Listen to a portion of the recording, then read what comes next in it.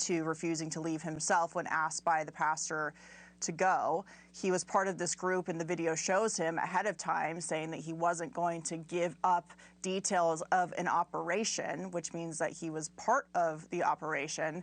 They thanked him for being part of it after it was over, and the indictment shows that the congregation felt like this was a threat, that this was a mass shooting that was occurring, and they were blocked from getting their children from the sanctuary nursery. And in fact, one woman was blocked in a way that she was injured and broke her arm trying to leave because it was so threatening to be in there.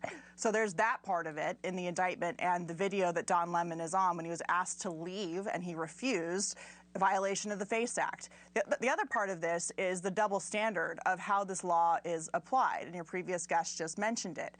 It's been applied to people who protest outside of abortion clinics non-threateningly. People who have been praying outside of abortion clinics quietly have been thrown in federal prison, elderly people, for doing that. And yet, two wrongs the make law a right? also,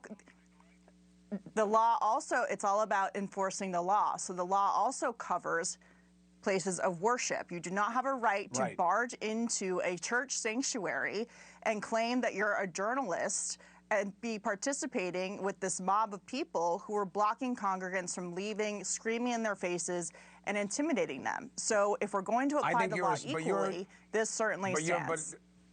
Look, it sounds like vengeance, not justice, okay? You don't like, I've heard this argument many, many times from the right that, well, they did it to the abortion clinic, so it's okay here. And by the way, Don Lemon is obnoxious and not a journalist. One, even if I never said he's not a journalist. I mean, even if he isn't, okay, it doesn't matter because journalists don't have special First Amendment protection. Every citizen has First Amendment protection. So it doesn't matter if he's a journalist. He happens to be. He said he was there. Nekima, the organizer, not only contradicts you, saying he was not a participant, he was not part of it, and, you know, she should know, but he is saying throughout that he's there as a journalist, and he's been doing it for 30 years. You say he was asked to leave, and he did. He didn't leave. The only indication of that, first of all, that wouldn't even be enough in the cases that have been done on the FACE Act. The invitation to exit makes it a trespass constructively, but does not trigger this act because it's different than force or intimidation.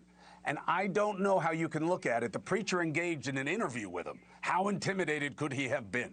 There is no footage and there is no account that Don Lemon scared me and I felt afraid to leave. So I think on the law and the facts, I'm not seeing it, but it's the policy. It's the policy. It sounds to me like you're saying, I don't like what he did. Well, if you let me respond, I could talk about the way that I think about it. Yeah, no, look, in the indictment and in Don Lemon's videos, he clearly says people are terrified, they're threatened, there's people crying around me. He was asked to leave, he refused to leave. There is video of them blocking people in the congregation from leaving the building. So, as you said, the due process here will play out, but by all accounts, this Justice Department is simply applying the FACE Act, which has been used for abortion clinics, which the left loves, to places of worship and First Amendment protections for people, Christians inside of their churches, and that should also be protected, which is exactly what this is about. This isn't okay. So you're arguing he's a journalist. So now you're arguing he's a journalist. Well, so which one was he, a journalist or was he an independent person? He is a journalist. So it doesn't matter for the legal analysis, but I'm saying we've never seen it. Look, Katie, you got to try a little harder. What I'm saying is, the idea that he's a journalist or not is for the legal analysis. I'll let you talk. You know that. That's actually not the legal analysis. It has nothing to do with the legal analysis, actually. It has to affect. What does it have to do with it? You don't get to break the law just because you're a journalist, and that includes storming a church and intimidating churchgoers who were there, which he documents and admits in the indictment. He does not admit it. First of all, an indictment is the lowest level of proof there is, okay? It is done by having a prosecutor with no defense and no rules of evidence. So it is the lowest standard. And remember, this prosecutor had already lost when they went to a judge who's much more sophisticated. What I'm saying is, just because it's an indictment doesn't mean they're going to be able to prove it beyond a reasonable doubt.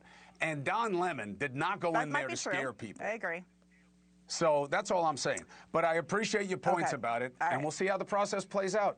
I wish you a happy Valentine's Day and a good weekend. I'll see you next week. Thank you. Have a good one, Chris. You too. Katie Pavlich, take care. We'll be right back.